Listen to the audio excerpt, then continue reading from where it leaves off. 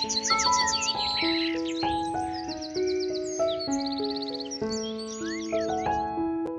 Friend, good morning. আমি অনুভা, এটি ফ্যামিলিতে সবাইকে স্বাগত। আজ বুধবার আর এখন সময় হচ্ছে সকাল 7টা। আর এখন থেকে আমি তোমাদেরকে সাথে নিয়ে আমার আরও একটা নতুন ব্লগ শুরু করলাম। আই হোপ আজ ব্লগটা তোমাদের একটু হলেও ভালো লাগবে। তো সকাল সকাল আজ রান্নার জোগাড়ে চলে এসেছি। আজ যেহেতু বুধবার, সবাই কিন্তু স্কুলে যাবে আর আজ কোনো ছুটি ছাটা নেই, তাই আমারও কোনো ছুটি নেই। যার জন্য দেখো সকালে আমি আগে আনাজ টানাজগুলো কেটে নিলাম। নেওয়ার পর কালকের মাছ ফ্রিজে ছিল, ওটা আগেই বার করে রেখেছিলাম একটু জল দিয়ে বরফটা গলার জন্য। তো বরফটা গলে যাওয়ার পর আমি এদিকে ওটাকে নুন হলুদ মাখিয়ে ভেজে নেব মাছগুলো।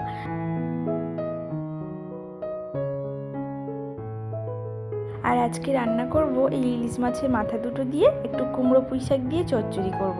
আর এই 3 পিস মাছ মানে দাগা মাছ আছে, সেই মাছটা দিয়ে আলু বেগুন দিয়ে ঝোল করব। আর কি হয়েছে বলো তো, যতবারই ইলিশ মাছের মাথা আনে আমি বেশিরভাগ সময় কচুর ডাঁটা দিয়ে রান্না করি।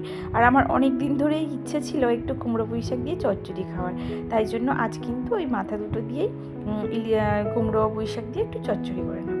আর এদিকে দেখো বেগুন আলু দিয়ে কিন্তু আমি মাছের ঝোলটা করে নিচ্ছি। আর কি বলো তো, যখন আমি কড়াইতে সামান্য পরিমাণে তেল দিয়েছিলাম, দেওয়ার পরে ভাবছি কি ফোড়ন দেবো, মানে তাড়াহুড়োর মধ্যে না গুলিয়ে গেছে। আমি 5 ফোড়নই দিয়ে দিয়েছি। ওটা যদি আমি কালো জিরে দিতাম তরকারিটা কিন্তু আরেকটু বেশি টেস্ট হতো। যেহেতু ইলিশ মাছ আর আলু বেগুন দিয়ে ঝোল করছি, ওটা কিন্তু কালো জিরে দিয়েই বেশি মানায়, তাই না? মানে যে তরকারি যে ফোড়ন, তাই নাকি? তো যাই হোক, দেখো 5 ফোড়ন দিয়ে রান্না করলেও তরকারিটা কিন্তু খারাপ লাগেনি খেতে। তো দেখো এদিকে কিন্তু আমার তরকারিটাও রেডি হয়ে গেছে। আর তারপরেও কিন্তু আমি চচ্চড়িটাও বসিয়ে দেবো। ওই কুমড়ো পুঁই শাক দিয়ে যে চচ্চড়িটা করছি সেটাই বসিয়ে দিয়েছি। আর তাড়াহুড়ার মধ্যে আছি, বুঝতেই পারছো স্কুলে যাবে। আর আমার মেয়ে কিন্তু স্কুলে বেরোয় খুবই তাড়াতাড়ি, মানে 9:30টার মধ্যে ও পুরো রেডি হয়ে বেরিয়ে যায়। তো এদিকে কিন্তু তরকারিটা বসিয়ে দিয়ে বাসন পড়েছিল কয়েকটা, সেইগুলোই মেজে নিচ্ছি। আর কি বলতো, অনেক বাসন একসঙ্গে পড়লে কি হয়, মাজতে কিন্তু সমস্যা হয়। যার জন্য অল্প অল্প করে, মানে আমি রান্না করতে করতে অল্প অল্প করে কিন্তু বাসনগুলো মেজে নিই। তো এদিকে তরকারিটা অনেকক্ষণ বসিয়েছি, বাসনগুলো মেজে বেসিনে রেখে দেওয়ার পর একটু তরকারিটা নাড়িয়ে না জল ঢেলে দেবো, দিয়ে ঢাকা চাপা দিয়ে রেখে দেবো, তারপর বাসনগুলো ধুয়ে নেবো। তো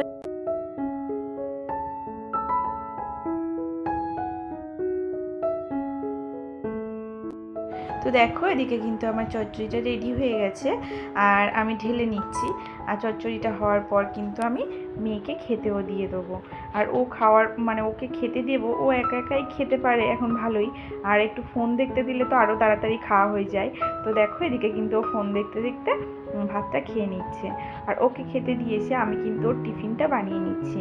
ওর টিফিনে আজ বানিয়ে দিচ্ছি ওই আটা দিয়ে যে মোগলাই পরোটাটা বানায় না, আটা আর ডিম দিয়ে, সেটাই বানিয়ে দিচ্ছি।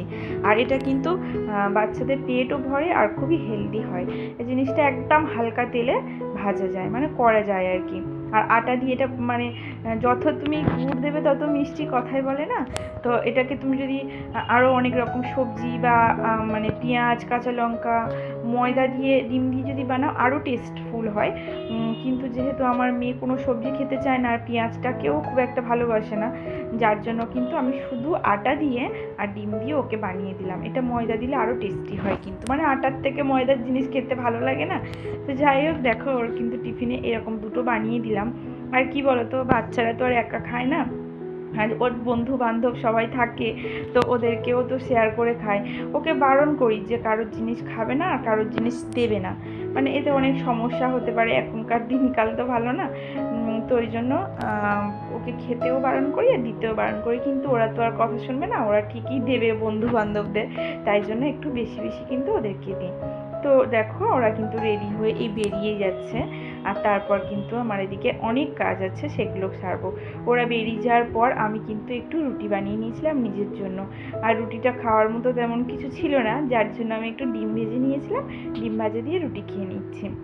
আর ডিম ভাজা রুটি খেতে বেশ লাগে। আর তারপর খাওয়ার পর দেখো এদিকে কিন্তু আমি বিছানাটা একটু পরিষ্কার করে তুলে নেব।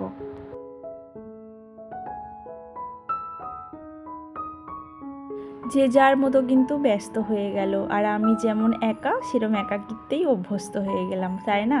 মানে একাই তো একাই রয়ে গেলাম। মেয়ে চলে গেল স্কুলে, মেয়ের বাপিও চলে গেল স্কুলে, সবাই ব্যস্ত কিন্তু আমি একা। তো যাই হোক, একা তো আর বসে শুয়ে থাকলে আমার সময় কাটবে না। তার জন্য দেখো আমি কিন্তু এদিকে কাজগুলো শুরু করে দিয়েছি। তো এদিকে কাজ বলতে বিছানাটা তোলার পর আমি এদিকে জলগুলো ভরে নিলাম। আর যে টেবিলটার উপরে জলগুলো রাখি, টেবিলটাও একটা ভেজা কাপড় দিয়ে একটু শুকনো শুকনো করে কিন্তু মুছে নিয়ে পরিষ্কার করে জলের বোতলগুলো গুছিয়ে রাখলাম। আর এই টেবিলটা তো আমার মেয়ের পড়ার টেবিল, তোমরা তো জানোই। ও পড়ার টেবিলে কিন্তু পড়তে চায় না, ও কোলে একটা বালিশ নিয়ে মানে খুব রিল্যাক্স করে ও পড়তে চায়। পড়ার টেবিলে পড়তে একটু সমস্যা হয়, মানে সমস্যা বলতে ওর সমস্যাটা হয়।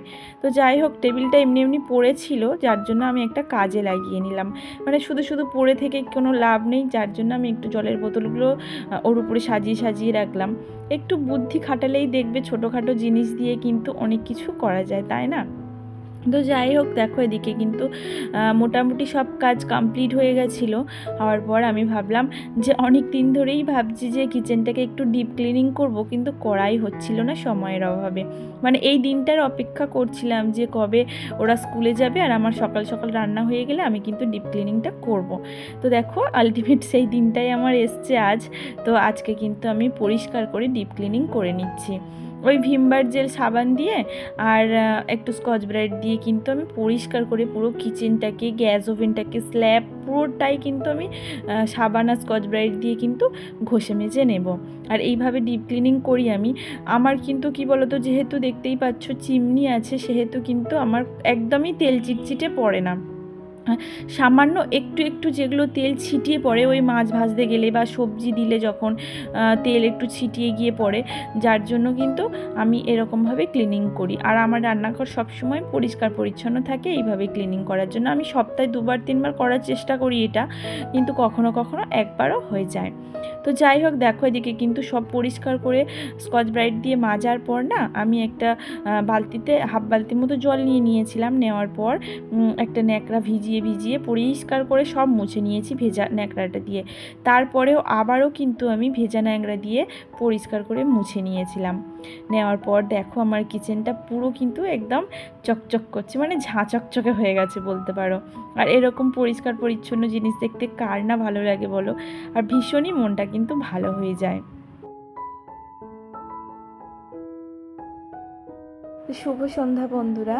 দুপুরে সেই কিচেন ক্লিনিংয়ের পর আবার ওই সন্ধ্যাবেলা তোমাদের সঙ্গে দেখা। তো সন্ধ্যাবেলা দেখো আমি কিন্তু মাথাটা আঁচড়ে একটু চুল বেঁধে নিচ্ছি। সন্ধ্যাবেলার কিন্তু আমার মেয়ের সন্ধ্যাও দেওয়া হয়ে গেছিলো, আর আমাদের চা হরলিক্স সব খাওয়াও হয়ে গেছিলো। তারপর মেয়েকে চুল বেঁধে দিয়ে আমিও একটু চুলটা আঁচড়ে একটা ক্লিপ আটকে নিলাম। আর তারপরে দিকে চলে এসেছি। সন্ধ্যাবেলা এই মৌরি জলটা আমি ভিজিয়ে রাখি, মানে 1 গ্লাস জল নিয়ে তাতে 1 চামচ মতো মৌরি নিয়ে কিন্তু আমি ভিজিয়ে রেখে দিই। আর এটাকে আমি রাত্রে শোয়ার আগে ফুটিয়ে একটু ঠান্ডা করে কিন্তু খেয়ে তারপর শুই। ওটা আমার ডিটক্স ড্রিঙ্ক। তো যাই হোক, তারপর কিন্তু এদিকে চলে এসেছি জামা কাপড়গুলো ভাঁজ করতে। 2-3 দিন ধরে জামা কাপড়গুলো ভাঁজ করা হচ্ছিল না, আর অনেক জমে গেছিলো। মানে রোজ দিন কাচা হয়তো জামা কাপড়, আর রোজ দিনের জামা কাপড় রোজ দিন ভাঁজ করে নিলে এতটা জড়ো হয় না। আর তো এদিকে কিন্তু জামা কাপড়গুলো ভাঁজ করে না জায়গা মতো রেখে দেবো। আর রাত্রে আমার সেই রকম ধরনের কাজ থাকে না, তাই হালকা হাতে আমি কিন্তু কিছু কিছু জিনিস ডাস্টিং করি। আর সেটাই করবো, বেকার বসে শুয়ে থাকলে তো সময় কাটতে চায় না। রাতের ডিনারের জন্য শুধু রুটি বানাই, আর দুপুরের যে তরকারি থাকে সেটা দিয়ে কিন্তু আমাদের হয়ে যায়, যার জন্য খুব একটা আমার রাত্রে কাজ থাকে না। তাই জন্য ভাবলাম আজ মেয়ের ঘরটা হালকা হাতে একটু ডাস্টিং করে নিই। আর এই হালকা হাতে অল্প অল্প করে ডাস্টিং করলে কী হয় বলো তো, যখন ডিপ ক্লিনিং করা হয় না তখন কিন্তু একদমই কষ্ট হয় না। তো দেখো এদিকে কিন্তু মেয়ের ঘরের ড্রেসিং টেবিলটা আগে একটু পরিষ্কার করে নেব, তারপরে মেয়ের ঘরের যে মানে ফার্নিচারগুলো আছে মানে অল্প অল্প করে সেইগুলোই আমি ডাস্টিং করে নেব। এই পর্যন্ত যারা আমার সঙ্গে আছো, যারা আমার ভিডিওটাকে দেখছো, তারা প্লিজ একটা করে লাইক দিয়ে যেও। আর তোমাদের এক একটা লাইক কিন্তু আমার ভিডিও করার জন্য অনেকটাই মোটিভেট করে। আর আমার চ্যানেলে নতুন বন্ধু হয়ে থাকলে আমার চ্যানেলকে সাবস্ক্রাইব করে আমার ছোট্ট পরিবারের সদস্য হয়ে যেও। আর যারা আমার পুরানো বন্ধু আছো, অলরেডি যারা আমার সাবস্ক্রাইব করে রেখেছো, তাদেরকে কিন্তু অসংখ্য অসংখ্য ধন্যবাদ।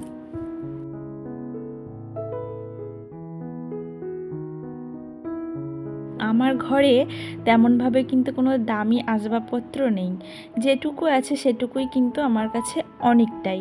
কেননা আমরা মধ্যবিত্ত পরিবার, আর মধ্যবিত্ত পরিবারে এই অল্প অল্প ছোটোখাটো জিনিসগুলোই কিন্তু অনেক, তাই না?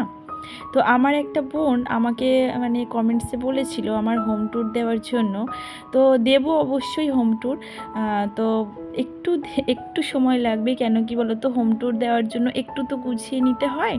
তো একটু গুছিয়ে নেওয়ার পর অবশ্যই কিন্তু আমি তোমাদেরকে হোম ট্যুরটা দেওয়ার চেষ্টা করব।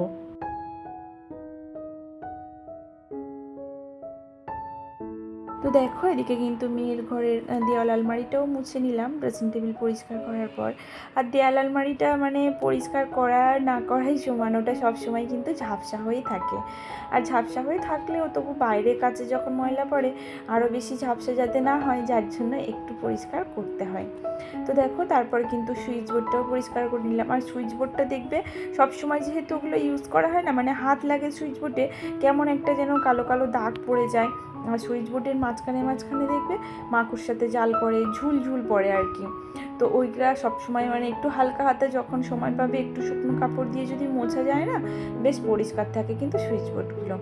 তো ওদিকে সব কিছু মোটামুটি মেয়ের ঘরের পরিষ্কার করার পর মানে মোছার পর এদিকে আমি চলে এসেছিলাম কিন্তু ডিনারে রুটিটা বানিয়ে নিতে।